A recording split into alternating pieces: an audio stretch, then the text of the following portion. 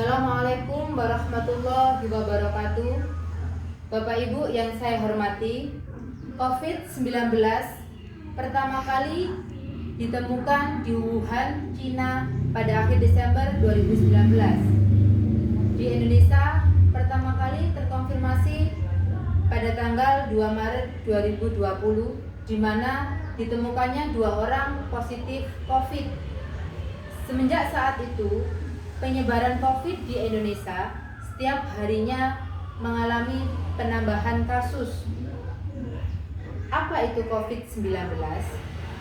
COVID-19 adalah penyakit menular yang disebabkan oleh salah satu jenis coronavirus baru yang menyebabkan gangguan pernafasan, bahkan radang paru-paru. Pada awalnya, COVID-19 ditemukan di hewan. Manusia dapat tertular ketika manusia itu melakukan kontak langsung dengan hewan tersebut.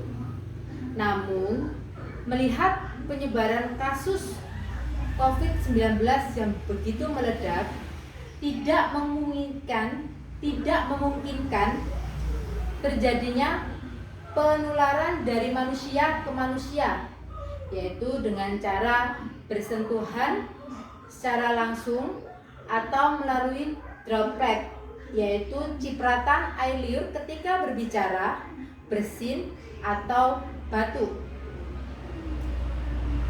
Bagi orang yang terinfeksi COVID-19 akan menunjukkan beberapa gejala klinis, di mana gejalanya itu sama dengan gejala yang dialami orang flu biasa, yaitu mengalami demam, batuk, pilek, bahkan sakit tenggorokan. Tapi gejala itu tergolong gejala yang ringan dan muncul secara bertahap. Bagi orang yang terinfeksi COVID-19, ada juga yang tidak mengalami gejala sama sekali, atau disebut OTG, orang tanpa gejala. Oleh sebab itu, OTG perlu dilakukan lab, di mana OTG tersebut merupakan kontak erat dari pasien COVID. Jadi wajib dilakukan lab. Sebagian besar orang yang terinfeksi COVID-19 itu bisa mengalami penyembuhan dengan sendirinya tanpa adanya perawatan khusus.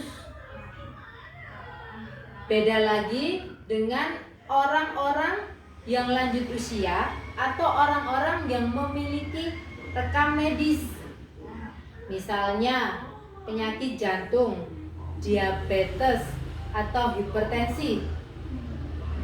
Itu akan menimbulkan penyakit yang lebih serius jika terinfeksi COVID-19. Di saat yang genting ini, ketika kita mengalami gejala-gejala COVID-19, itu ada beberapa hal yang harus dilakukan. Yang pertama, kita melakukan isolasi mandiri, yaitu berdiam diri di rumah. Yang kedua, melakukan tes. Yang ketiga, menerapkan pola hidup sehat. Yang keempat, konsultasi dengan dokter. Sedangkan untuk mencegah dan memutus penyebaran COVID-19, kita juga dapat melakukan beberapa hal. Yang pertama, menerapkan etika batuk dan bersin. Yang kedua, membersihkan barang yang selalu kita sentuh. Yang ketiga, memakai masker. Yang keempat, mencuci tangan dengan sabun.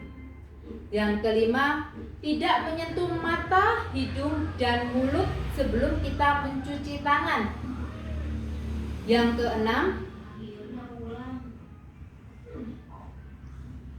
keenam, kita makan makanan yang sehat dan berolahraga. Dan yang terakhir, kita melakukan vaksinasi untuk pencegahan COVID-19. Demikian uraian materi dari saya. Apabila ada kata-kata yang tidak berkenan, saya mohon maaf yang sebesar-besarnya. Akhir kata, Assalamualaikum warahmatullahi wabarakatuh.